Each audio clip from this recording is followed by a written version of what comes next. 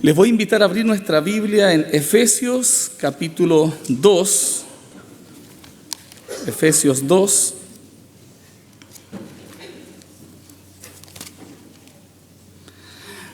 Versículo 14 en adelante. Dice la palabra de Dios: pues Cristo mismo nos ha traído la paz. Él unió a judíos y a gentiles en un solo pueblo, cuando por medio de su cuerpo en la cruz derribó el muro de hostilidades que nos separaba. Lo logró al poner fin al sistema de leyes, de mandamientos y ordenanzas. Hizo la paz entre judíos y gentiles al crear de los dos grupos un nuevo pueblo en él. Cristo reconcilió a ambos grupos con Dios en un solo pueblo o en un solo cuerpo por medio de su muerte en la cruz, y la hostilidad que había entre nosotros quedó destruida. Cristo les trajo la buena noticia de paz, tanto a ustedes, los gentiles que estaban lejos de él, como a los judíos que estaban cerca. Ahora todos podemos tener acceso al Padre por medio del mismo Espíritu Santo, gracias a lo que Cristo hizo por nosotros. Amén. Y ese es el propósito, crear un solo pueblo que es la Iglesia universal, la Iglesia de todos los creyentes, diverso, variado, ¿verdad? En personas, en color, en lengua, en idioma. Y bueno, hemos sido enviados a eso. Mi hermano ahí va a poner, no sé si está en la pantalla. No está ahí, para que vayan siguiendo. Y antes de comenzar, quiero, para los que no nos conocen, una fotito solamente de la familia. Allí, a ver, eso, cuando nos fuimos a Paraguay, año 2004, nuestros hijos pequeños. En esa época pasamos por acá por la iglesia también, a saludar la iglesia. Y después ya cuando volvimos, en la foto siguiente, ya los hijos grandes. El hijo mayor tiene 30 años hoy día, Belén tiene 25 y Samuel tiene 22. Los dos varones se quedaron en Iquique y la hija está acá en Santiago ya este año terminando su universidad. Y en la fotito siguiente, ahí está Ciudad del Este. Está haciéndose esperar.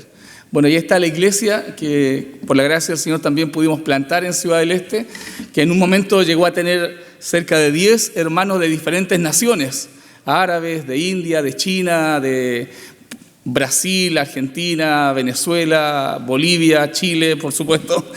Y bueno, esa es la iglesia. La pregunta que nos podemos hacer es, antes de comenzando nuestras reflexiones, ¿cuál es el propósito de la iglesia aquí en la tierra, verdad? ¿Para qué estamos? Porque es hermoso, obviamente, el compartir como hermanos en la fe, tener diferentes actividades que llaman al compañerismo, la unidad de la iglesia, pero ¿cuál es el propósito último? Y cuando leemos el libro de los Hechos nos damos cuenta de cuál es ese propósito. Es llegar a todas las naciones, llegar a todas las personas, a todos, y sin ningún tipo de diferencia, de discriminación, ¿verdad? Nosotros podemos decir, mire, esta persona merece la salvación, esta no merece, y podemos poner categoría de personas que merecen y que no, pero al final Dios vino por todos, ¿no? Cuando nos enfrentamos a veces a los prejuicios, nos enfrentamos también a los prejuicios. Cuando escuchamos a veces la palabra musulmán, ¿verdad? Inmediatamente viene la guerra, violencia, escuchamos hinduismo, viene la idolatría y así, diferentes grupos. ¿Pero acaso Dios tiene menos amor por los otros que por nosotros? Aquí Efesios capítulo 2 nos dice que al principio los judíos pensaban que ellos eran el pueblo selecto, el pueblo que merecía la salvación porque Dios se les reveló a ellos como nación. Pero todo el Nuevo Testamento nos enseña que Dios ha buscado siempre crear un pueblo, pero multicultural, un pueblo que abarque a todas las naciones. Y la mayor evidencia de eso es cuando Dios describe a la iglesia allí en el libro de Apocalipsis. donde dice que en ese tiempo, en la eternidad, estarán todas, de toda tribu, lengua, pueblo y nación, adorando al Cordero, adorando a Dios, ¿verdad? Una iglesia para todos. Y eso es a lo que nos llama el Señor. Cuando nace la iglesia en el libro de los Hechos, es una iglesia especial, porque en ese día de Pentecostés, cuando desciende el Espíritu Santo, cuando comienza la iglesia a abrirse a los gentiles, estaban representados pueblos de muchas naciones, y ahí en el libro de los Hechos aparecen hasta los árabes, aparecen los griegos, aparecen todos. Era el día que Dios tenía preparado para comenzar su iglesia, dando evidencia de cuál es su propósito, que todas las naciones conozcan de Él. Y así fue. En un momento la iglesia de Jerusalén se sentía, ¿verdad?, en un avivamiento tremendo, muchas cosas sobrenaturales. Hermosa iglesia, obviamente. ¿Quién no quisiera estar en una iglesia así, verdad? Pero ese no era el plan de Dios, que se quedara allí, en una iglesia como la de Jerusalén, sino que el plan era llegar a los confines de la tierra, y tuvo Dios que permitir una persecución para que los apóstoles o los discípulos salieran por el mundo predicando el evangelio, ¿verdad? En la foto siguiente, por ejemplo, ahí podemos mostrar lo que era el mundo cristiano en el año 325 después de Cristo, ¿no? Después un par de siglos nomás de la muerte de Cristo, de los apóstoles. Todo ese sector allí, ¿no es cierto?, del mundo, parte de Asia, Medio Oriente, Europa, estaba cristianizado. Todo ese sector rojo era, bueno, los lugares, muchos de ellos por donde anduvo el apóstol Pablo predicando, ¿verdad? Pero si miramos la foto siguiente, allí nosotros tenemos un rectángulo en un sector del mundo que se llama la ventana 1040. O en la Alianza Mundial se le llama la sexta región. Y en esa ventana, dentro de ese recuadro, están los pueblos menos evangelizados del mundo, menos alcanzados del mundo. Está la menor cantidad de misioneros que hay en el mundo, están allí, cerca del 5%, se dice, ¿verdad?, de los misioneros están en ese lugar, porque es difícil trabajar en esos lugares.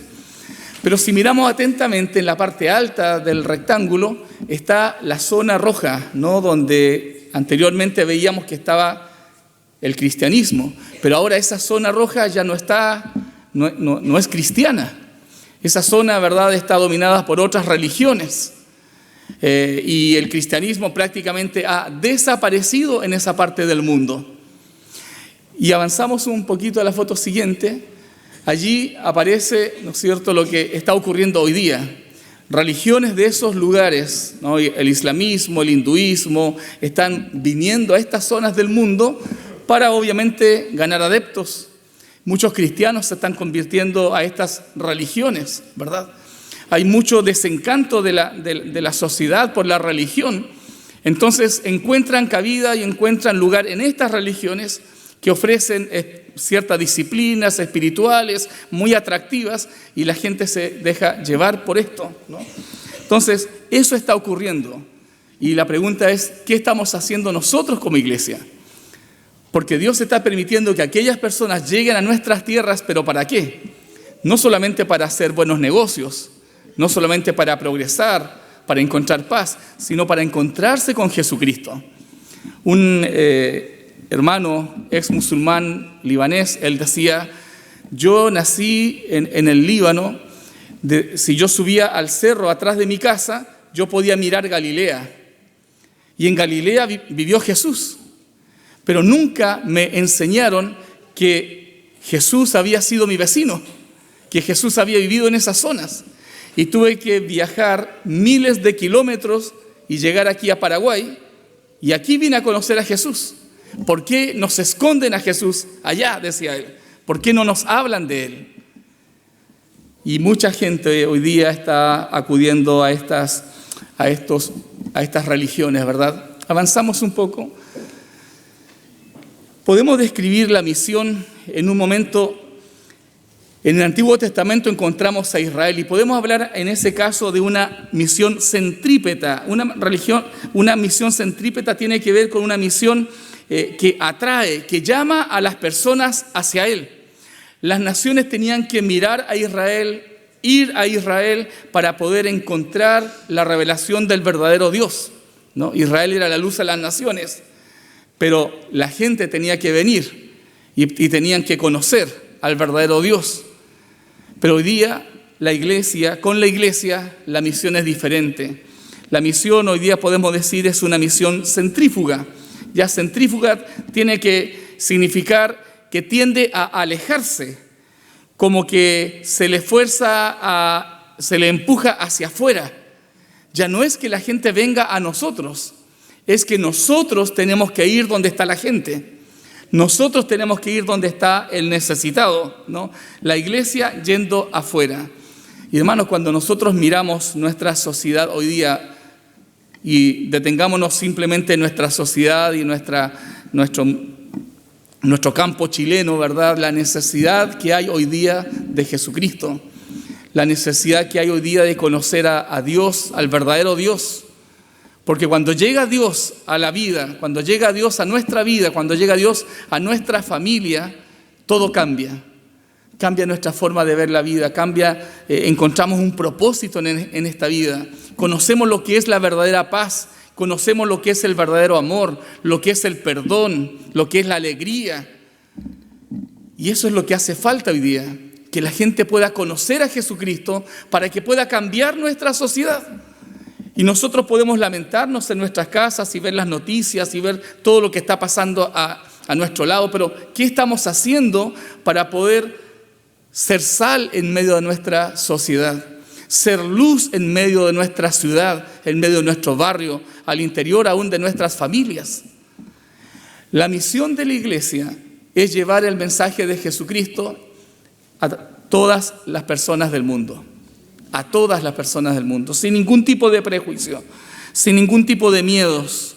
El propósito de todo misionero es no solo dar a conocer el mensaje, sino dar a entender en las distintas culturas ese mensaje del Señor. Y cuando pensamos, hermanos, en culturas, no tenemos que pensar inmediatamente allá en Medio Oriente, en Asia, en Oceanía. En nuestro propio país, en nuestras propias ciudades, tenemos diferentes culturas. Y nosotros podemos enfocarnos en alguna para querer alcanzar. Tenemos las personas de la tercera edad, tenemos los jóvenes, tenemos las personas con cierta discapacidad, tenemos los hospitales, las cárceles, las personas en situación de calle. Hay variedad de personas, de culturas, de sectores de la sociedad a los que nosotros podemos alcanzar. Entonces, vamos a meditar en esto, que nosotros somos enviados a alcanzar las distintas culturas que hay a nuestro alrededor. Ahora, para buscar alcanzar a estas culturas, tenemos que entender que van a haber barreras que se van a interponer entre nuestra tarea, ¿verdad?, y el llegar a estas culturas. Barreras de comunicación, barreras de costumbres, de lenguaje, códigos de comportamiento, códigos de lenguaje. Cuando uno quiere trabajar con jóvenes, los jóvenes tienen su manera de hablar, sus dialectos, ¿no es cierto?, sus modismos. Y tenemos nosotros entonces que entrar a entender que tenemos nosotros que adaptarnos a estas culturas. No obviamente cambiar en nuestros principios, en nuestro mensaje, eso va a permanecer. Pero en nuestra forma, ¿no? Yo recuerdo cuando nos hicimos amigos de algunas familias musulmanas allá en Ciudad del Este, cuando íbamos a los paseos de la iglesia, ellos se bañaban con ropa, porque los hombres o las mujeres tampoco es que se desvisten totalmente. Y los hermanos de la iglesia, los jóvenes, hacían lo mismo, se bañaban con polera, con ropa, para empatizar, ¿no es cierto?, para poder hacer sentir cómodo a nuestra visita, a nuestro amigo. Entonces ahí cuando tenemos que conocer cómo viven, cómo se comportan, qué piensan, cuál es su manera de pensar sobre ciertas cosas para poder llegar también al corazón de ellos. Larry Page dice que hay 7 categorías que el misionero transcultural, pensemos nosotros en alcanzar nuestras culturas, 7 categorías que se debe sobrepasar para poder entrar a otra cultura, para poder trabajar con un determinado grupo de personas. Está el tema de la cosmovisión. La cosmovisión tiene que ver con la perspectiva básica de cómo son las cosas y de cómo llegaron a ser, ¿no? Cada grupo desarrolla un sistema de conceptos e ideas acerca de su realidad, acerca de la creación, acerca de los espíritus, acerca de los seres humanos. Cada uno tiene una concepción diferente. ¿Qué piensa tu colega? ¿Qué piensa tu amigo? ¿Qué piensa tu familia sobre esto? Cuando pensamos en los sistemas de valores que tienen los grupos, las culturas, ¿verdad? Por ejemplo, en Latinoamérica la familia es muy importante, pero en otras culturas no. En otras culturas el mundo es más individualista.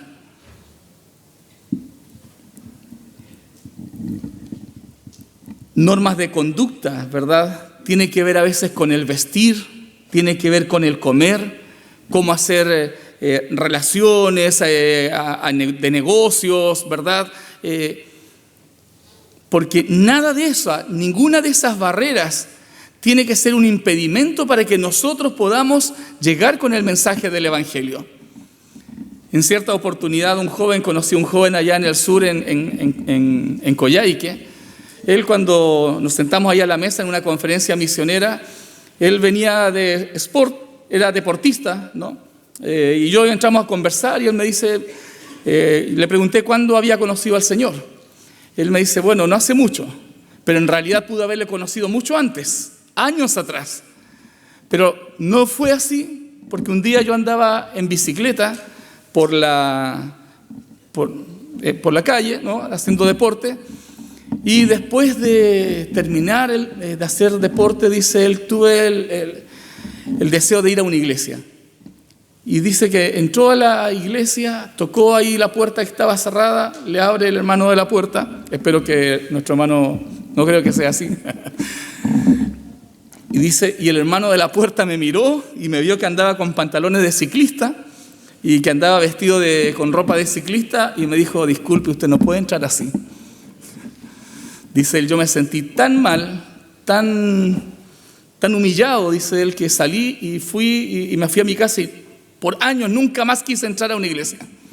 Hasta que un día conocí al pastor de la iglesia donde él estaba asistiendo ahora, el cual le dijo, mira, despreocúpate, porque el Señor te ama de esta manera o de esta otra. No hay barreras, no hay barreras en el amor del Señor, porque Dios ama a todas las personas, independiente de cómo se vista, de cómo coma, ¿no? Hay culturas que comen con la mano, y hay otras culturas que comen con cuchillo y tenedor.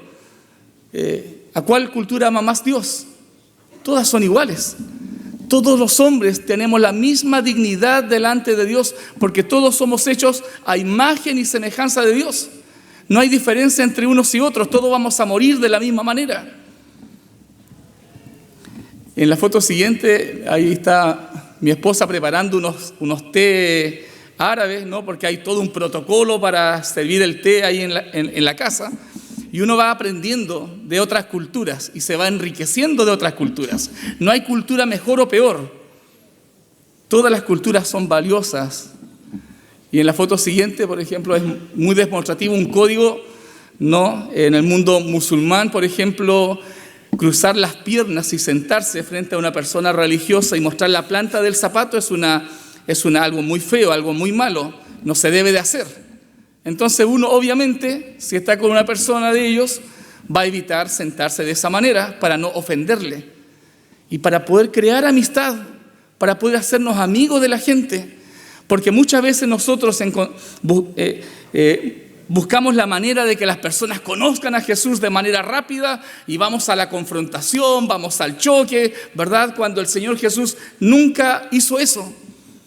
Cuando Jesús caminó por este mundo, caminó mostrando amor, perdonando, amando a todas las personas. Y los líderes religiosos criticaban a Jesús y decían, pero ¿cómo ahí este hombre se junta con los publicanos, con los pecadores? Y Jesús decía, bueno, los doctores viene por los enfermos. No, yo no he venido por los sanos, yo he venido por los enfermos. Y mucha gente seguía a Jesús, porque él hablaba como quien tenía autoridad, dice la palabra. Y esto no tiene que ver con la forma de hablar, tiene que ver con la forma de ser, que Jesús predicaba del amor y Él practicaba el amor. No era solo una palabra, no era solo una prédica, sino que era algo que Él vivía día a día y donde iba mostraba amor por las personas, independiente de quienes sean. En la foto siguiente, ahí hay un lindo testimonio de un hermano árabe allá de Ciudad del Este. Él conoció a este amigo chino, ¿verdad? Y bueno, después le conocimos también nosotros. Él es un hermano chino que es el violinista profesional, vino de China a Brasil, a Sao Paulo con su esposa japonesa. Su esposa tocaba piano de manera profesional. Vinieron a tocar a la Filarmónica Municipal de Sao Paulo, a la orquesta más grande del país. Y allí estuvieron varios años con su hija. Y bueno, después él se metió en el tema de los negocios.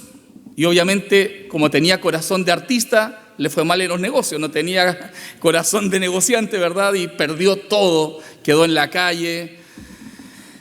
Y su esposa igual se separó, su esposa se fue con su hija a Sao Paulo, él se quedó ahí en Foz de Iguazú. Y ahí le conocimos, él era budista. Él, su esposa, su hija, todos criados en el budismo. Pero ahí este hermano, ¿verdad? El de pelito blanco le recibió, lo vio ahí deprimido, triste por esta situación. Lo llevó a su casa y le comenzó a enseñar la Biblia. Le comenzó a hablar de Jesús. Le comenzó a dar palabras de esperanza, palabras de fe. Y así un día llega a la iglesia, el hermano Liu, viene a la iglesia con el otro hermano, lo trae y comienza a asistir a los cultos. Y después de 3-4 meses de estar asistiendo a la iglesia, bueno, en ese intertanto nosotros nos hicimos amigos. Por ejemplo, en la foto siguiente él le enseña... ahí le enseña violín a mi hija, a Belén, le comenzó a enseñar violín. Él le enseñaba violín a mi hija y yo le enseñaba español, porque él hablaba solo chino y portugués. Entonces él no me cobraba por las clases de violín y yo no le cobraba por las clases de español, era negocio redondo. Y en la foto siguiente ahí también está, eso ahí es, en esa foto. Entonces comenzaron así a venir a la iglesia y después de 3-4 meses me dice el hermano Liu, me dice... En ese momento budista todavía, pastor, quiero compartirle mi testimonio, me dice. Cuando yo llegué a la iglesia, usted sabe, yo era budista, toda mi familia, criados en el budismo toda la vida, pero comencé a estudiar a Jesús, comencé a estudiar la Biblia y comencé a ver que que Jesús era muy semejante a Buda, ¿no? Y él me comenzó a explicar. Buda era un príncipe de India, que él un día salió de su palacio, ¿verdad? Y vio la pobreza en su país y salió de allí. Dijo, yo no puedo estar acá, y comenzó a caminar. Llegó a China. En China comenzó a reflexionar, ¿verdad? A buscar la pureza, la santidad, la glorificación. Y la gente le comenzó a tomar como un maestro, como un Dios prácticamente.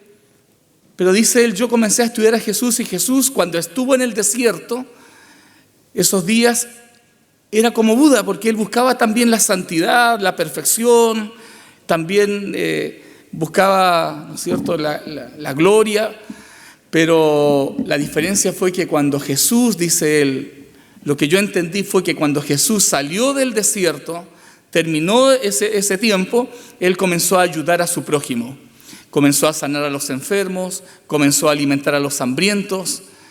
Y yo pensé, Buda nunca hizo eso. Buda murió buscando la santidad, la perfección, la gloria y todo eso, pero nunca ayudó a su prójimo. Entonces yo dije, ¿quién es mejor, Buda o Jesús? Pastor, y quiero decirle que ahora yo creo en Jesús, ya no creo en Buda. Y dejó el budismo. Y él me dice, pastor, yo quiero que mi hija también venga acá a vivir conmigo, ayúdenme a orar por ella, para que ella también conozca a Jesús.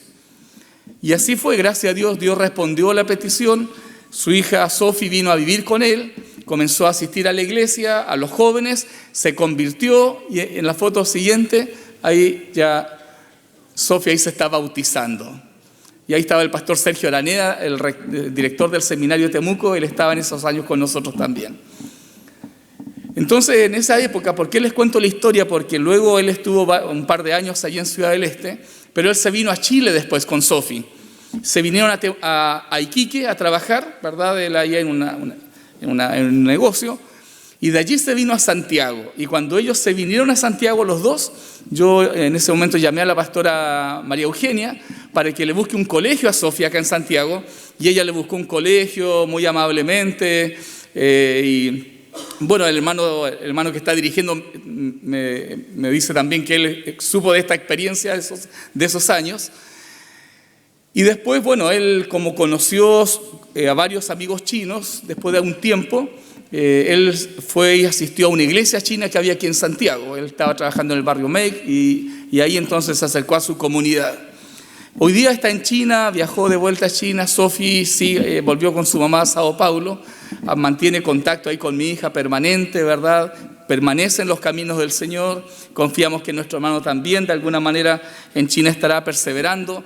Pero este hermano, el primero, el que le trajo a la iglesia, invirtió tiempo, invirtió recursos, paciencia, le supo escuchar, acompañar, orientar, consolar, adiestrar, discipular.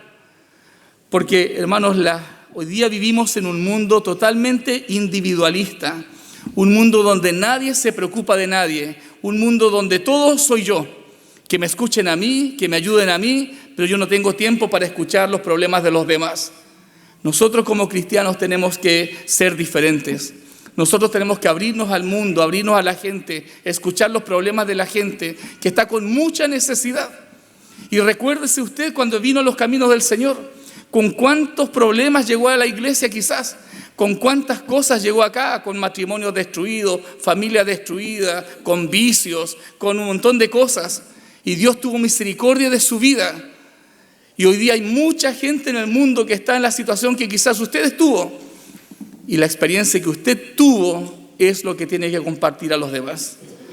El plan de Dios, si avanzamos, hermano, el plan de Dios fue entrar en nuestra cultura, del cielo venir a la tierra para poder ser semejantes a nosotros. El que no tenía pecado se hizo como un hombre pecador, pero sin pecado. Dice Juan 1:14, y aquel verbo fue hecho carne y habitó entre nosotros, y vimos su gloria, gloria como del unigénito del Padre, lleno de gracia y de verdad. Lleno de gracia.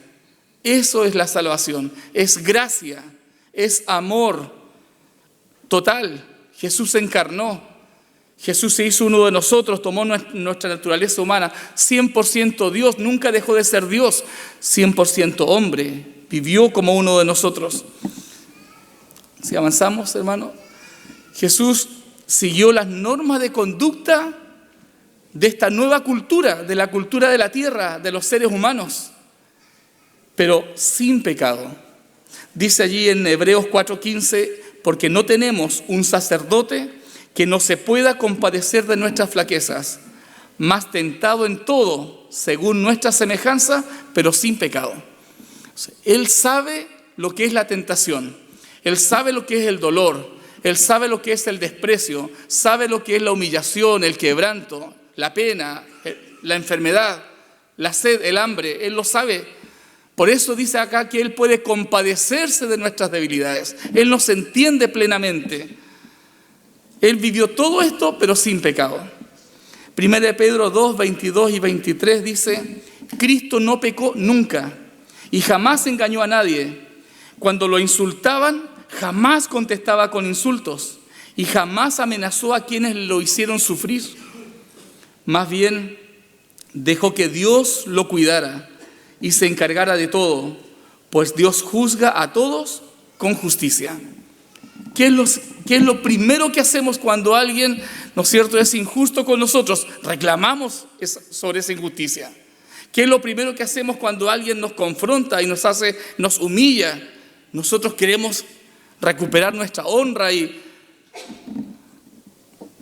pero Jesús no hizo eso. Jesús cayó. Jesús sufrió en silencio. Se humilló hasta lo sumo, dice la palabra. Desde la cruz a sus verdugos, a los que le lanzaban dardos, flechas, a los que le pusieron la corona de espinas, Jesús desde la cruz dice, Padre, perdónalos porque no saben lo que hacen. Es eso lo que debe de nacer en nosotros, el amor por el mundo, el amor por los enemigos, Estas religiones no tienen el concepto de amor, no saben lo que es el amor. ¿Qué es lo que está pasando en Medio Oriente hoy día? Uno lanza una bomba, el otro tiene que vengarse, el otro tiene que recobrar su honor y esto es algo interminable. Jesús no es así y nosotros no actuamos de la manera como actúa el mundo. En segundo lugar, Jesús prestó atención a las formas de comunicación para dar significado a sus palabras. Jesús enseñó de manera simple el Evangelio, con parábolas. Las parábolas eran una forma cultural común de comunicación en Medio Oriente en esos años.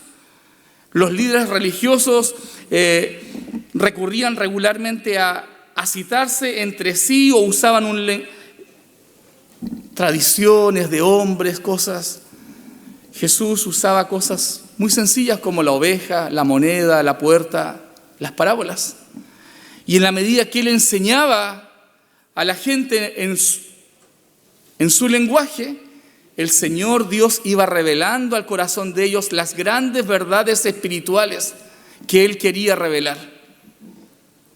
No son las grandes palabras las que va a llegar al corazón de la gente. No son, como decía el hermano árabe, me dice, pastor, una piedra, hay un dicho en árabe, dice, hay una piedra puesta en el lugar correcto en un edificio, puede sostener todo un edificio. No es que sea una gran piedra, una piedra puede sostener un edificio. Nosotros tenemos el mensaje más grande y es nuestra conversión, nuestra transformación de vida. ¿Quién era usted antes y quién es ahora? Es eso lo que el mundo ve. El apóstol Pablo decía, yo antes era un perseguidor de la iglesia, ahora soy perseguido. Antes yo hacía esto, ahora soy esto otro. Eso es lo que la gente ve y eso es lo que impacta la vida de la gente, ¿no? Una vez en Purranque, trabajando con los jóvenes allí, me dice el alcalde, estando en una final de un evento de jóvenes, me dice, pastor, ese joven que está allá adelante, ¿él es de su iglesia? Yo le digo, sí. Me dice, ¿cuándo va a ser otro evento de esto? Porque yo voy a dar todos los recursos que necesiten, porque yo necesito que estos jóvenes cambien así como cambió él, porque era un joven terrible. Y él decía, ustedes nos van a ayudar mucho cambiando la juventud de la ciudad. Y claro, hicimos un evento rapidísimo. La municipalidad dio todo el dinero que se necesitaba para hacer ese encuentro de jóvenes, porque querían que, en cierta manera, que nosotros le ayudemos. Entonces, Jesús enseñaba en parábola, porque a través de eso Él quería enseñar las grandes verdades espirituales.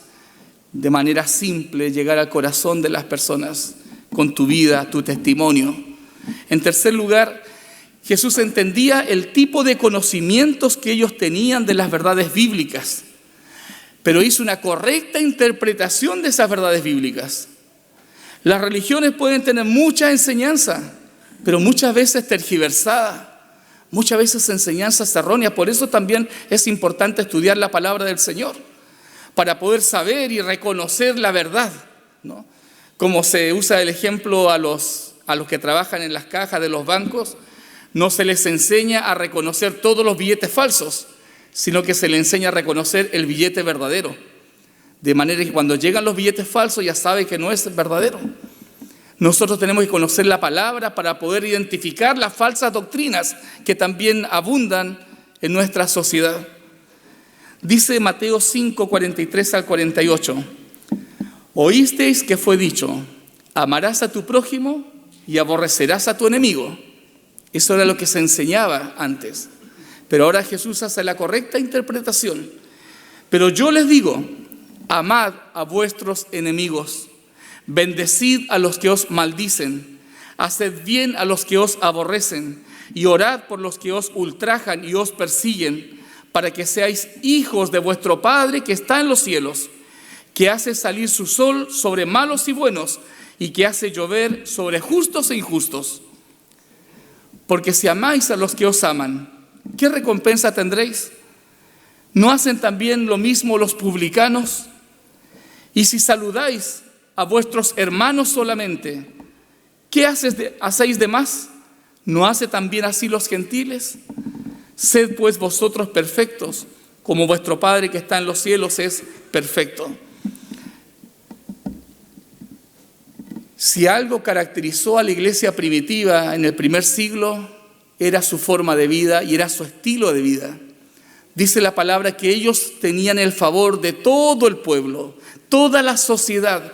Miraba a estos hermanos y decían, ellos son diferentes, porque a sus enemigos los transforman en amigos, porque se ayudan entre ellos cuando están pasando por necesidad, porque cuando los maldicen ellos bendicen, y esa forma de vida impactaba a la gente. Porque nosotros podemos hablar del amor, podemos hablar de la compasión, pero ¿qué es la compasión? La compasión es acción. No es solamente quedarse con la pena y la tristeza por lo que nosotros estamos viendo, sino es actuar para poder solucionar esa situación, esa pena, esa tristeza que puede estar viviendo otra persona. Eso hizo Dios con Jesús. Jesús no solamente vino para hablar del amor, Él era amor.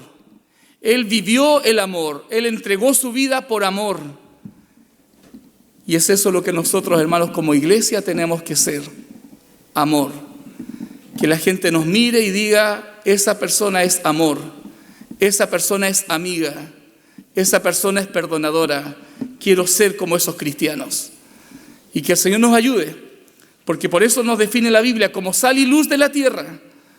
Hermanos, si sin mirar, sin prejuicios, sin discriminación, sin mirar a nadie, de manera poco amante, tenemos que mirar con los ojos de Dios, al mundo, a los que están allá, como también a los que están a nuestro alrededor. Amén. Vamos a orar. Padre Celestial, te damos gracias, Dios, porque tú nos alcanzaste, porque tú llegaste a nuestra vida un día, Señor, y nos transformaste. Nos hiciste nuevas criaturas y no solamente nos perdonaste, no solamente fue una obra espiritual, sino también en muchos casos física, material, emocional. Porque tú cambias el todo del hombre, Señor, haces un trabajo integral con el ser humano. Y nosotros no lo entendíamos, no sabíamos lo que era ser cristiano, ser hijo de Dios, hasta que lo vivimos, hasta que experimentamos el amor de Jesús sobre nuestras vidas, Señor. Y este amor tiene que llegar a la vida de muchos hoy día, Señor.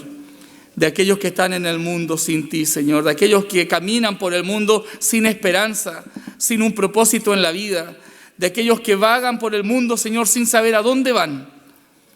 Tú les ofreces un camino, tú les ofreces una meta. Tú les ofreces un propósito por el cual vivir y existir, Señor. Muchas personas se están suicidando, se están yendo de este mundo sin ti porque no encuentran sentido a la vida, Señor. Si tan solamente te conocieran, Señor. Si tan solamente abriéramos nuestros labios para hablarle al que se sienta a nuestro lado, en el banco, en el consultorio, en la plaza, Señor. ¿A cuántas almas rescataríamos, Señor? ¿A cuántas personas le libraríamos de la muerte espiritual y física muchas veces, Señor? Ayúdanos para ser sensibles a la necesidad que hay a nuestro alrededor. Nosotros tenemos el remedio, que es Jesucristo. Ayúdanos para llegar con ese remedio a tiempo, Señor. Gracias, Padre. En el nombre de Jesús. Amén.